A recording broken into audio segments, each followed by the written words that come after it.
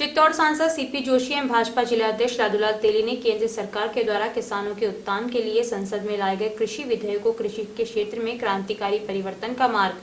प्रशस्त करने वाला बताते हुए कहा कि किसानों के जीवन की दिशा और दशा में सकारात्मक बदलाव लाने के लिए कृषि विधेयक आने वाले समय में मील का पत्थर साबित होगा। भाजपा जिला प्रवक्ता कैलाश सोनी ने बताया कि केंद्र सरकार के द्वारा कृषि विधेयक पारित होने के बाद भीलवाड़ा आए चित्तौड़ सांसद सीपी जोशी ने भाजपा जिला कार्यालय में कार्यकर्ताओं को संबोधित करते हुए कहा कि कांग्रेस कृषि विधेयक को लेकर किसानों को गुमराह करने पर तुली हुई है, लेकिन इस देश का किसान इस बात को अच्छी तरह से जानता है कि देश की आजादी के बाद कांग्रेस ने किसानों के लिए कभी भी कोई हितकारी कदम व कानून नहीं बनाया। इस कारण से आज देश का किसान अपनी फसल को बेचने के लिए दर दर की ठोकरें खाता आ रहा है। किसानों के दुख दर्द को भारतीय जनता पार्टी के नेतृत्व में बनी केंद्र सरकार के मुखिया प्रधानमंत्री नरेंद्र मोदी ने किसानों के उत्थान के लिए उनको अपनी फसल का उचित मूल्य दिलाने के लिए कृषि विधेयक को पास किया है, ताकि किसान अपनी फसल को बेचने के लिए दलालों के चक्कर नहीं पड़े।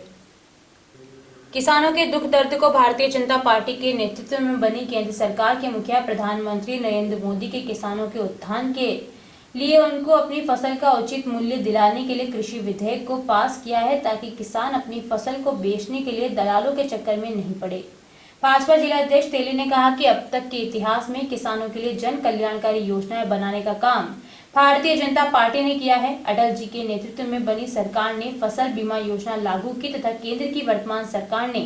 मोदी के नेतृत्व में किसानों को किसान सम्मान निधि योजना के माध्यम से उनका सम्मान किया। किसानों को उनकी उपज का उचित मूल्य दिलाकर किसानों की आय बढ़ाने तथा उनके जीवन स्तर में बदलाव लाने के उद्देश्य से प्रधानमंत्री के नेतृत्व में देश के किसानों के साथ कंधे से कंधा मिलाकर भारत सरकार कृषि मंत्रालय और कृषि वैज्ञानिक मिशन के साथ जुटे हुए हैं।